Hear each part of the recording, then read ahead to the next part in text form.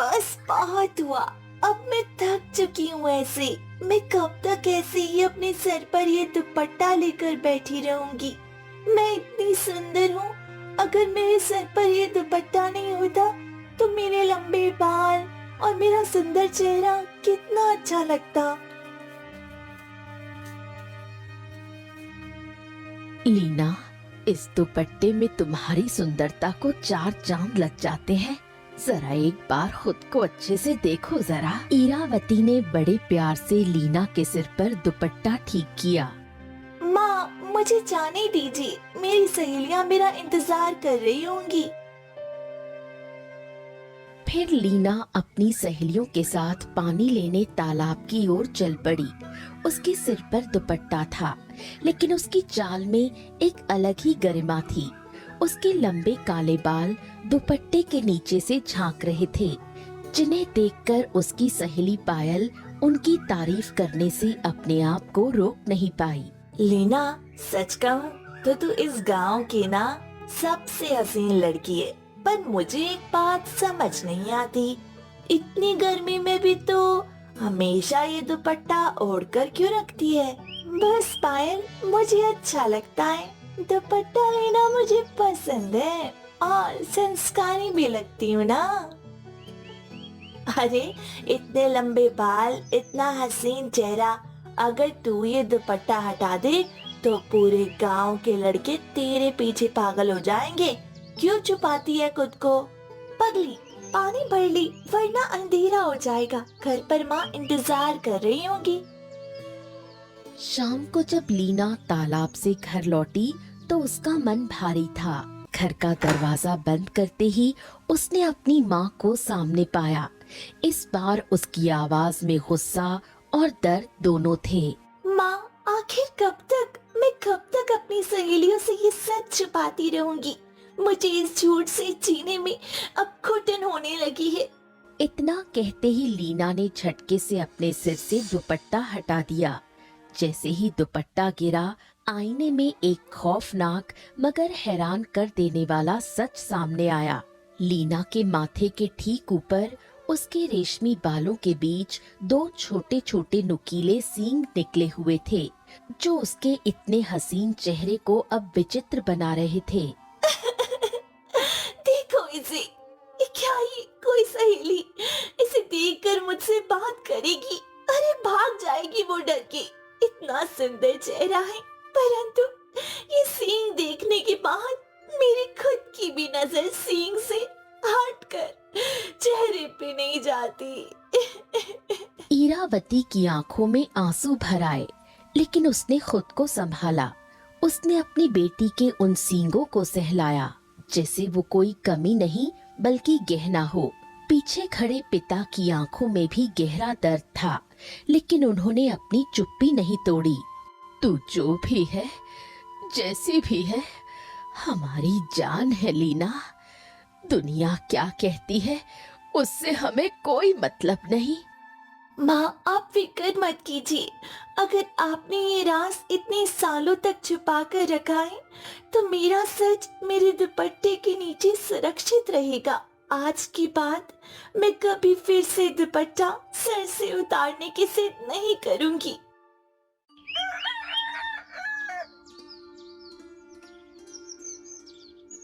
सुबह लीना अपनी सहेलियों के साथ गांव के रास्ते से गुजर रही थी। तभी उसकी नजर रास्ते के किनारे एक विशाल जामुन के पेड़ पर पड़ी।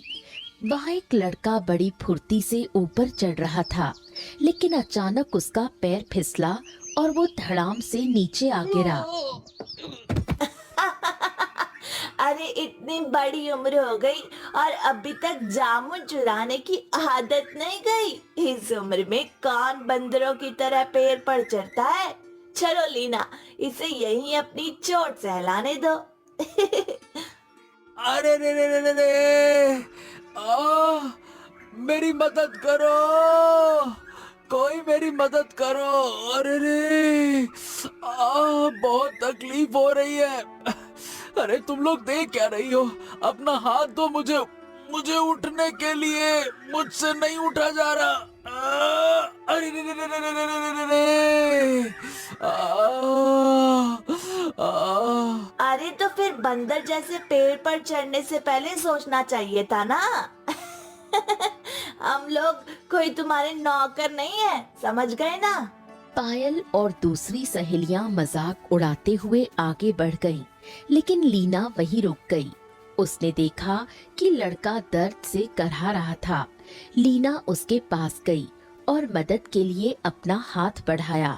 तुम्हें बहुत चोट आई है, क्या तुम खड़ी हो सकती हो? लगता है पाँव में मोच आ गई है, धीरे से उठने की कोशिश करो।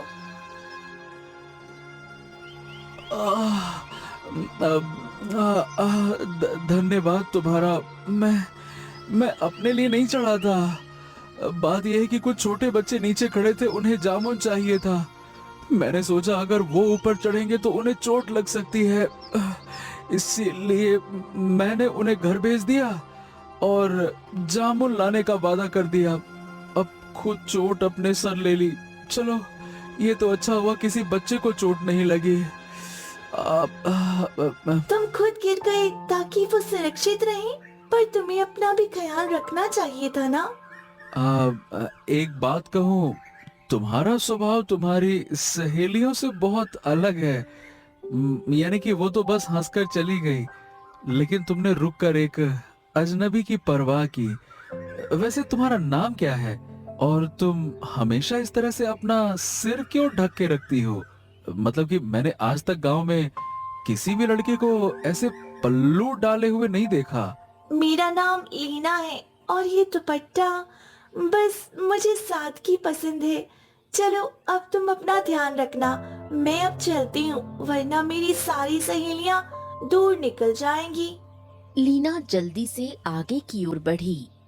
अगली सुबह सूरज की सुनहरी धूप पूरे गांव में फैल चुकी थी। लीना अपनी सहेलियों के साथ तालाब पर पानी लेने जा रही थी। तभी अचानक उसे एहसास हुआ कि कोई उसका पीछा कर रहा है। ऐसा लग रहा है जैसे कोई मेरा पीछा कर रहा है, पर इस घने जंगल में भला कौन कर सकता है? अरे लीना, क्या हो गया? तुम अचानक रुक क्यों गई? चलो जल्दी पानी लेकर निकलते हैं, वरना देरी हो जाएगी।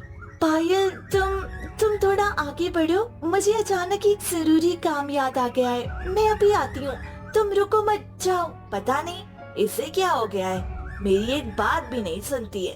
ठीक है, मैं आगे जा रही हूँ, पर जल्दी आना। पायल बड़बड़ाती हुई आगे निकल गई। लीना ने चैन की सांस ली। जैसे ही उसने पीछे मुड़कर देखा, एक मोटे पेड़ के पीछे छुपा हुआ अंशुल साफ नजर आ गया। वो अपनी जगह से हिली नहीं और सीधे उस पेड़ की ओर बढ़ गई। अच्छा, तो ये महाशय हैं, कल की मदद का शुक्रिया ऐसे अदा कर रहे हैं। लीना दबे पांव चलकर अंशुल के पीछे जाकर खड़ी हो गई। अंशुल अभी भी झांकने की कोशिश कर रहा था। क्यों घूर रहे हो? फिर से पेड़ से गिरना है क्या, या जामुन खाने का दोबारा मन हो गया है? हाँ, इस तरह मत देखो, ऐसे अगर देखोगे ना तो बात का बतंगड़ बन जाएगा, इसीलिए अपने काम से काम रखो। नहीं नहीं नहीं नहीं नहीं, मैं तो बस देखना चाहता था कि कल के बाद तुम आज कैसी हो। और सच कहूँ तो इस दुपट्टे के पीछे छुपे रहस्य को समझना चाहता था। अंशुल जब सिर झुकाकर मुस्कुराया तो वो इतना प्यारा लग रहा था कि लीना का दिल एक पल के लिए धड़कना भूल गया, लेकिन उसने तुरंत खुद को संभाल लिया। मेरा रास्ता अलग है और तुम्हारा अलग। अब मेरा पीछा मत करना और ना ही मेरे बारे में ज्यादा जानने की कोशिश करना। मैं तो नहीं कर रहा, तुम कुछ ज्यादा ही सोच रही हो। मतलब ऐसा भी क्या बोल दिया मैंने जो तुम ऐसी बात कर रही हो? तुम अभी इसी वक्त यहाँ से चले जाओ। लीना तेजी से आगे बढ़ गई। तभी उसे महसूस हुआ कि उसका दुपट्टा पीछे से खींच रहा है। उसने पीछे मुड़कर देखा, अंशुल ने उसके दुपट्टे का कोना पकड़ रखा था। ये क्या कर रहे हो? छोड़ो। अब बस थोड़ी देर बात कर लो ना, उसके बाद चली जाना। बस थोड़ी देर, मान जाओ ना। धीरे धीरे वक्त गुजरता गया और दोनों के बीच एक अनकहा रिश्ता बन गया। प्यार परवान चढ़ने लगा, लेकिन लीना के मन में अपने सींगों का बोझ बढ़ता जा रहा था। एक शाम तालाब के किनारे जब अंशुल ने उसका हाथ थामने की कोशिश की तो लीना रो पड़ी। अंशुल, मुझसे दूर रहो, मैं तुम्हारे लिए सही नहीं हूँ। मैं वैसे नहीं जैसे तुम समझते हो। मैं एक साधारण इंसान नहीं हूँ। अंशुल, तुम मुझसे दूर रहो, मैं साधारण इंसान नहीं हूँ। हाँ, सुन सुन के मेरे कान पक गए हैं लीना। ये तुम क्या कहती रहती हो? पागल पागल हो गई हो क्या? देखो, तुम्हारे दिल से ज्यादा खूबसूरत मेरे लिए कुछ नहीं है लीना। और ये बताओ, आखिर ऐसी क्या बात है जो तुम्हें इतना डरा रही है? बताओ ना मुझे। मैं तुम्हें नहीं बता सकती। बस इतना समझ लो कि मेरा सच तुम्हें मुझसे नफरत पड़ने पर मजबूर कर देगा। मुझे जाने दो। लीना भागते हुए घर पहुंची। उसके पैर लड़खड़ा रहे थे और सांसें फूल रही थीं। दरवाजे की आवाज सुनकर ईरावती रसोई से बाहर आई। लीना की हालत देखकर वो घबरा गई। लीना, क्या हुआ मेरी बच्ची? तू ऐसे बदहवास क्यों भाग रही है? क्या किसी ने कुछ कहा तुझे? लीना ने कोई जवाब नहीं दिया। उसने अपनी माँ की ओर देखा तक नहीं और रोते हुए सीधे अपने कमरे की ओर दौड़ गई। आखिर क्या हो गया है इस लड़की को? कोई जवाब क्यों नहीं दे रही है? हे ईश्वर, कहीं वो तो नहीं हुआ जो मैं सोच रही हूँ? नहीं नहीं, ऐसा नहीं हो सकता। वहीं लीना ने अंदर से दरवाजा बंद कर लिया। वो सीधे आईने के सामने जाकर बैठ गई और झटके से अपना दुपट्टा उतार फेंका। आईने में दिख रहे अपने सींगों को देखकर वो बिलख बिलख कर रोने लगी। क्यों? आखिर मैं ही क्यों? मैं भी तो एक साधारण लड़की की तरह जीना चाहती हूँ। मैं भी उससे प्रेम करती हूँ और आज उसकी आंखों में भी अपने लिए वही तड़प देखी। वह भी मुझसे प्रेम करता है। लीना ने अपने सींगों को छुआ। उसकी आंखों में आंसू थे, पर एक उम्मीद की किरण भी जाग रही थी। उसने अंशुल की उस मासूम मुस्कुराहट को याद किया जो उसके दिल में घर कर गई थी। शायद अंशुल बाकियों जैसा नहीं है। उसकी बातों में, उसकी आंखों में मुझे अपनापन महसूस होता है। अगर उसने मुझे इस रूप में भी अपना लिया तो मुझे सच्चा प्रेम मिल जाएगा। हाँ, ये ठीक रहेगा। मैं उसे धोखा नहीं दूंगी। कल मैं उसे अपना सच दिखा दूंगी। आखिर मुझे भी तो विवाह करना है। इन सिंगों की वजह से अविवाहित तो नहीं रह सकती ना। अगले दिन लीना बिना दुपट्टे के अपने सींगों के साथ तालाब के एकांत कोने में बैठी थी। तभी पीछे से अंशुल की आवाज आई। लीना, मैंने तुमसे कहा था ना कि मैं तुम्हारा साथ कभी नहीं छोड़ूंगा। जैसे ही लीना मुड़ी, उसके बिखरे बालों के बीच से दो नुकीले सींग चमक उठे। उसे इस हाल में देखकर अंशुल के पैर वहीं जम गए। वो पल भर के लिए डर गया और पीछे हट गया। ये क्या है लीना? तुम कोई? देखा तुमने, यही मेरा सच है। अब बताओ, क्या तुम अब भी मुझसे प्यार करती हो? तालाब के किनारे सन्नाटा छा गया। अंशुल कुछ पल चुप रहा। उसकी आंखों में डर और हैरानी थी। ये देखकर लीना का दिल टूटने लगा। देखा, मैंने कहा था ना कि तुम मुझसे दूर रहो। मेरी असलियत देखकर तुम्हारे कदम पीछे हट गए। अब जाओ यहाँ से और कभी वापस मत आना। अंशुल ने गहरी सांस ली और धीरे धीरे लीना के पास आया। देखो लीना, बात यह है कि मुझे फर्क नहीं पड़ता लीना कि तुम कैसी दिखती हो। मैंने तुमसे तुम्हारे दिल से प्रेम किया है, तुम्हारी देह या इन सींगों से नहीं। और देखो लीना, मैं जानता हूं कि हर समस्या का कोई ना कोई तो हल होता ही होगा ना। और तुम्हारे इन प्यारे प्यारे नुकीले नुकीले सींगों का भी कोई ना कोई तो उपाय होगा ना। इसका कोई हल नहीं है अंशुल। ये मेरे जन्म के साथ आए हैं। अब तुम चाहे कुछ भी कहो, तुम मुझे ऐसे ही पसंद हो जैसी तुम हो। लेकिन हाँ, मैं ये बिल्कुल नहीं सह सकता कि तुम पूरी की पूरी जिंदगी एक डर के साथ जियो। देखो लीना, हम इसका रास्ता जरूर ढूंढेंगे, बस तुम मेरे साथ घर चलो। शायद तुम्हारे माता पिता को कुछ पता हो। लीना और अंशुल घर पहुंचे। लीना का दुपट्टा कंधों पर पड़ा था और उसके सींग साफ दिख रहे थे। जैसे ही विनायक और ईरावती ने ये देखा, उनके पैरों तले जमीन खिसक गई। लीना, लीना, ये क्या कर डाला तूने? और ये लड़का कौन है? तू इसको यहाँ क्यों लेकर आई है? मेरी बच्ची, तूने दुपट्टा क्यों हटा दिया? कोई देख लेता तो क्या होता? बेटा, तुम इसे इस हालत में यहाँ तक कैसे ले आए? देखिए देखिए, डरिए मत।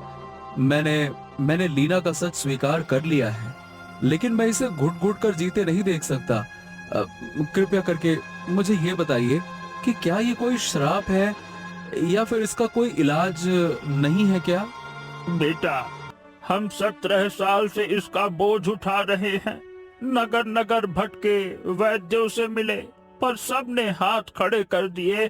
किसी ने इसे श्राप कहा तो किसी ने शैतानी साया, किसी ने न जाने क्या क्या नहीं कहा। हम तो हार ही मान चुके। हमें लगा हमारी बेटी की किस्मत में यही लिखा है। नहीं काकी, नहीं। हर अंधेरे के बाद सवेरा जरूर होता है। क्या सच में कोई रास्ता नहीं है जो इस मुसीबत को खत्म कर सके? एक भी उम्मीद की किरण नहीं है? सोचिए ना। हाँ बेटा, बस एक ही आस बची है। पहाड़ों के उस पार एक गुफा में ज्ञानी बाबा रहते हैं। कहते हैं उनके पास हर रहस्य की चाबी है। लेकिन बेटा, रास्ता बहुत कठिन है। रास्ता चाहे जितना भी मुश्किल हो, मैं लीना को लेकर वहां जाऊंगा और आप बस हमारे साथ चलिए। चलिए। फिर विनायक और ईरावती ने एक दूसरे की ओर देखा और हिम्मत जुटाकर इस कठिन सफर के लिए तैयार हो गए। सभी कुछ घंटे सफर करने के बाद ज्ञानी बाबा की कुटिया में आ गए। तो आखिरकार तुम लोग आ ही गए। नियति अपना खेल खेल रही है। बाबा, क्या आप मुझे इस कैद से आजाद कर सकते हैं? क्या मैं कभी एक साधारण लड़की बन पाऊंगी? आजादी की कीमत चुकानी पड़ती है पुत्री। तेरे माथे पर जो है वो सिर्फ हड्डी नहीं, बल्कि एक इतिहास है। बाबा, हम हर कीमत चुकाने को तैयार हैं। आप बस हमें सही मार्ग तो बताइए। मार्ग करपेल द्वार से होकर जाता है। 3 दिन का सफर है, 3 रातों का सन्नाटा। अगर इस दौरान किसी के मुंह से एक भी शब्द निकला तो तुम्हारे साथ क्या होगा ये मैं भी नहीं जानता। अपनी बेटी के लिए हम अपनी जुबान पर पत्थर रख लेंगे बाबा। एक शब्द नहीं बोलेंगे। बस आप हमें उस द्वार तक पहुंचा दीजिए, बस। फिर चारों ने उस रहस्यमयी मार्ग पर कदम रखा। चारों ओर घना कोहरा फैला था और हवा में एक भारी सन्नाटा छाया हुआ था। नियम सख्त था। 3 दिन और 3 रातें बिना एक शब्द बोले चलना था। भूख, प्यास और थकान ने सबका बुरा हाल कर दिया था, पर मंजिल की चाह में वो आगे बढ़ते रहे। तीसरे दिन की शाम को जब सामने दूसरा विशाल पत्थर का द्वार दिखाई दिया तो ईरावती का सब्र टूट गया। शुक्र है ईश्वर का, मेरे तो घुटने दुख गए थे चलते चलते। चलो, अब तो किनारे लग गए। ईरावती के मुंह से शब्द निकलते ही जोरदार गर्जना हुई। आसमान में बिजली कड़की और एक तेज झटका लगा और आंखों के सामने अंधेरा छा गया। जब सबकी आंखें खुली तो वो उसी जगह खड़े थे जहां से 3 दिन पहले यात्रा शुरू हुई थी। सारी मेहनत मिट्टी में मिल चुकी थी। मैंने कहा था माँ, ये सब बेकार है। अब मैं दोबारा उस नर्क जैसे रास्ते पर नहीं जाऊंगी। मुझे कोई इलाज नहीं चाहिए। मैं इन सिंहों के साथ जी लूंगी। ए बेटी शांत हो जा, बेटी शांत हो जा। तेरी माँ की एक छोटी सी चूक ने सब कुछ बिगाड़ दिया। पर बेटा, अब हमारे शरीर में दोबारा उतनी ताकत नहीं बची है। नहीं नहीं नहीं नहीं नहीं, हम हार नहीं मान सकते। लीना, एक बार फिर से मुझ पर भरोसा करो। इस बार मैं तुम्हारे साथ रहूंगा और कोई एक शब्द भी नहीं बोलेगा, एक शब्द भी नहीं। मुझे माफ कर दो बेटी। मेरी एक छोटी सी गलती की वजह से तुम सबकी मेहनत बेकार चली गई। मुझे अपना सब्र नहीं छोड़ना चाहिए था। मैं बस बहुत थक गई थी। मुझे माफ कर दो। इरावती, तुमने ये क्या कर दिया? अब दोबारा उस रास्ते पर जाने की हिम्मत मुझ में नहीं है भाई, नहीं है। नहीं काकी, आप अपने आप को दोष मत दीजिए। गलती इंसान से ही होती है। अब इतनी लंबी यात्रा और थकान में धैर्य खो जाना स्वाभाविक सी बात है, कोई बात नहीं। पर इसका मतलब ये नहीं है कि हम हार मान लें। हमें फिर से हिम्मत जुटानी होगी और पहले से ज्यादा संयम रखना होगा। बोलो लीना, ठीक है ना? ठीक है अंशुल, अगर तुम मेरा साथ देती हो और मुझ पर भरोसा रखती हो तो मैं तुम्हारे लिए ये सब करने को दोबारा तैयार हूँ। माँ, आप रोना बंद कीजिए, इस बार हम सफल जरूर होंगे। अंशुल की दृढ़ता ने सबके बुझते मन में फिर से जान फूंक दी। मैं भी अब हिम्मत नहीं हारूंगी। चलो चलते हैं, इस बार हम कोई गलती नहीं दोहराएंगे। फिर सभी बिना एक शब्द बोले दोबारा धुंध भरे कारपेल द्वार के भीतर प्रवेश कर गए। वो द्वार पार कर दूसरी दुनिया में पहुंच गए। वहाँ का नजारा देखकर सबके होश उड़ गए। लीना के सिर पर वो सींग वैसे ही मौजूद थे। देखा अंशुल, कुछ भी नहीं बदला। इतनी तकलीफ, इतनी प्यास और इतनी खामोशी सब व्यर्थ गई। मेरे सींग अब भी वैसे ही हैं। ज्ञानी बाबा ने हमें धोखा दिया। यहाँ तो सिर्फ सन्नाटा और वीरान वादियाँ है। हमारा भरोसा टूट गया। हाँ, लगता है अब हमें वापस लौटना होगा। अब कुछ नहीं हो सकता। लीना, सब्र रखो, चलो चलते हैं, चलो। तभी अचानक हवा का रुख बदला। सामने से काले रंग का विशाल लिबास पहने एक भव्य औरत आती दिखाई दी। उसके सिर पर लीना से भी बड़े और काले सींग थे। उसके साथ एक बेहद सुंदर लड़की थी जिसका चेहरा पूरी तरह इंसानी था और सिर पर कोई सींग नहीं थे। ये क्या है? हमने ऐसा इंसान तो आज तक नहीं देखा। ये कौन है? इस पवित्र भूमि पर आकर तुम लोग भरोसे की बात करते हो। विश्वास आंखों से नहीं, आत्मा से देखा जाता है। तुम यहाँ तक पहुँचे, ये तुम्हारे साहस का प्रमाण है। पर तुम्हारी शंका तुम्हारी कमजोरी है। आप कौन है? हमने तो सुना था कि यहाँ आते ही सब ठीक हो जाएगा। फिर हमारी बेटी के सींग क्यों नहीं गए? वो अब भी वैसी ही क्यों है? मेरा नाम शूलिनी है। मैं एक विचित्र जाति से हूँ। जिसे तुम श्राप समझ रहे हो, वो हमारी जाति का गौरव है, हमारी पहचान है। गौरव? अरे, एक मासूम लड़की के लिए ये कोई गौरव वौरव नहीं है। ये बोझ है, बोझ। क्या आप समझ सकती हैं कि इसे समाज से छिपकर जीने में क्या क्या सहना पड़ा? आप ये बताइए, क्या आप इसे ठीक नहीं कर सकती? ये कोई बीमारी नहीं है जिसे ठीक किया जाए युवक।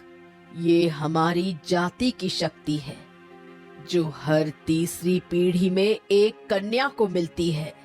ये दिव्य अंश है। तो लीना का इससे क्या संबंध है? क्योंकि लीना साधारण नहीं है, वो इस लोक की उत्तराधिकारी है।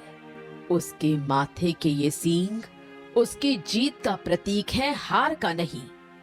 वो यहाँ राज करने के लिए जन्मी है। उत्तराधिकारी? पर मैं तो एक साधारण गांव की लड़की हूँ। मेरा परिवार, मेरा गांव सब वही है।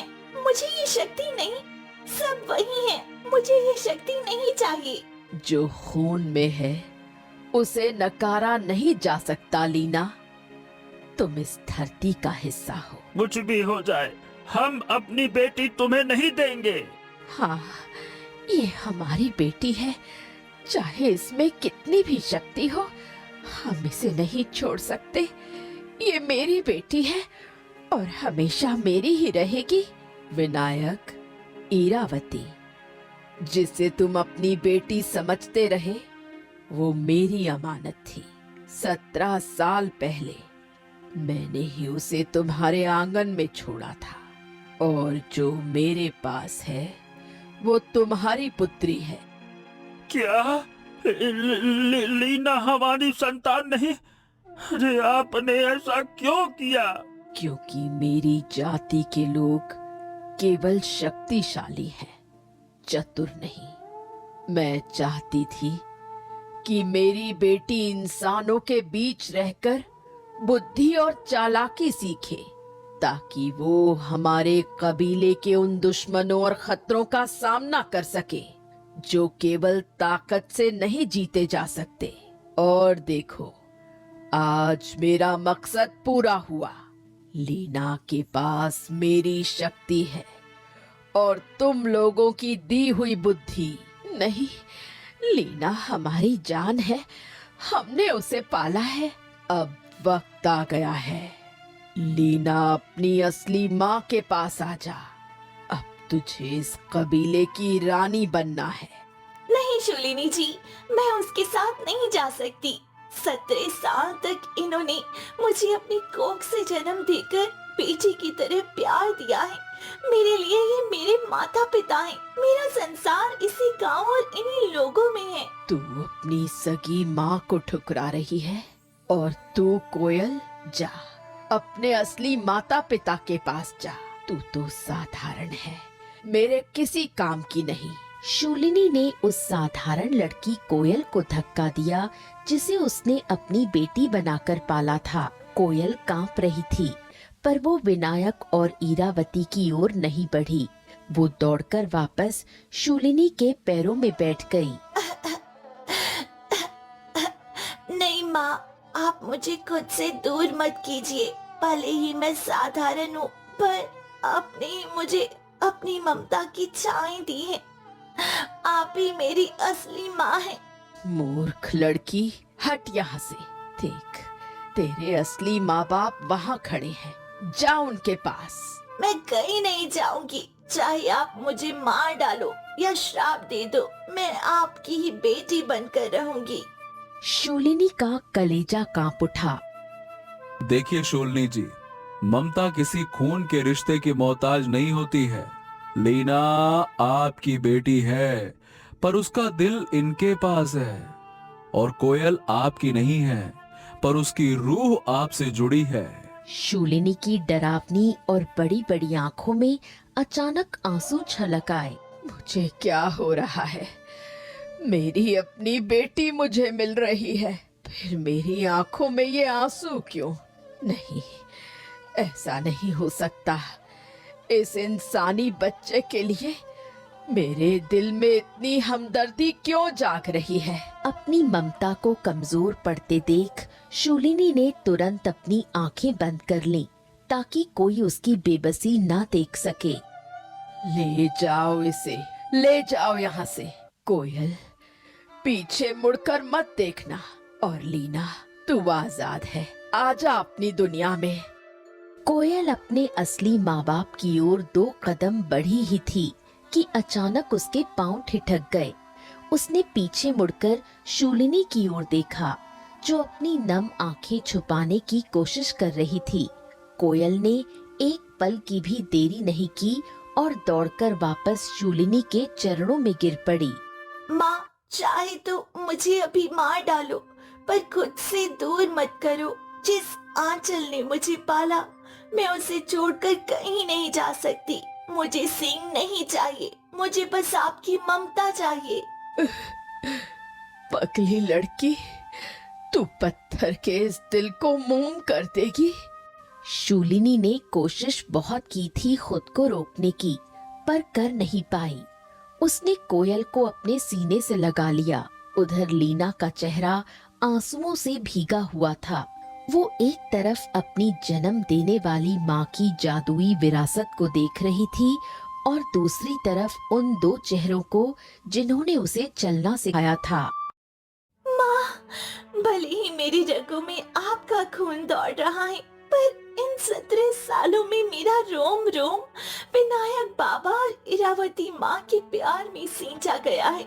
मैं इस शक्ति और इस लोक का मुंह कैसे कर लूं? लीना, यहाँ तू रानी बनकर रहेगी। क्या तू साधारण जीवन के लिए ये साम्राज्य छोड़ देगी?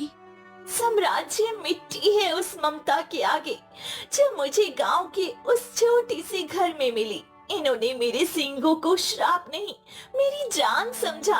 इन्होंने दुनिया की हर कड़वी बात अपने ऊपर झेली ताकि मैं सुरक्षित रहूं। मेरा वजूद इनकी परवरिश से जुड़ा है, आपकी शक्तियों से नहीं। बेटी, हमने कभी सोचा नहीं था कि एक दिन तुझे इस तरह चुनना पड़ेगा। हमें लगा कि तू हमारा हिस्सा है। मैं आपका ही हिस्सा हूँ पिताजी। माँ, आप दोनों के बिना मेरा कोई अस्तित्व नहीं है। भले ही मैं इस लोक की उत्तराधिकारी हूँ, पर मेरी रूह इस इंसानियत में बसी है जो आपने मुझे दी है। मुझे माफ कर दीजिएगा। एक माँ अपनी संतान को जन्म देती है, पर उसे इंसान उसका पालन पोषण करके बनाती है। कोयल ने आपको चुना क्योंकि वह आपकी ममता को पहचानती है, और मैं इन्हें चुनती हूँ क्योंकि इन्होंने मुझे राक्षस नहीं, अपनी बेटी माना है। आज ममता ने शक्ति को हरा दिया। विनायक, इरावती, तुम डरो मत। लीना के 17 साल पूरे हो चुके हैं। मेरी जाति का नियम है कि यदि 17 साल तक उत्तराधिकारी को जादू ना सिखाया जाए तो उसके सींग खुद ब खुद विलुप्त हो जाते हैं। क्या क्या वाकई? क्या हमारी लीना अब एक साधारण जीवन जी पाएगी? हाँ, आज सूर्यास्त होते ही उसके सींग हमेशा के लिए गायब हो जाएंगे और ये तुम्हारी साधारण बेटी बन जाएगी। मैं कोयल को चुनती हूँ क्योंकि जो बिना खून के रिश्ते के मुझे माँ मान सकती है, वही मेरे कबीले को प्रेम से चला सकती है। अब तुम सब यहाँ से चले जाओ, इससे पहले कि मेरा मन बदल जाए। अंशुल ने लीना का हाथ थामा और सब मिलकर कारपेल द्वार की ओर बढ़ चले। जैसे ही वो इंसानी दुनिया की सरहद पर पहुंचे, लीना के माथे पर एक हल्की सी गुदगुदी हुई और उसके सींग हवा में धूल बनकर उड़ गए। उसका माथा अब बिल्कुल साफ और सुंदर था। माँ, पिताजी, देखो, वह भारीपन हमेशा के लिए चला गया। मैं आजाद हूँ। मेरी बच्ची, आज तू वाकई वैसी ही दिख रही है जैसी तू अंदर से थी। अब तुझे कभी अंधेरे कमरों में छुपना नहीं पड़ेगा। हाँ, और अब तुम्हें किसी से अपना चेहरा छुपाने की जरूरत नहीं होगी लीना। अब तुम सिर्फ मेरी हो, मेरी, और इस पूरी दुनिया को तुम खुल के जी सकती हो।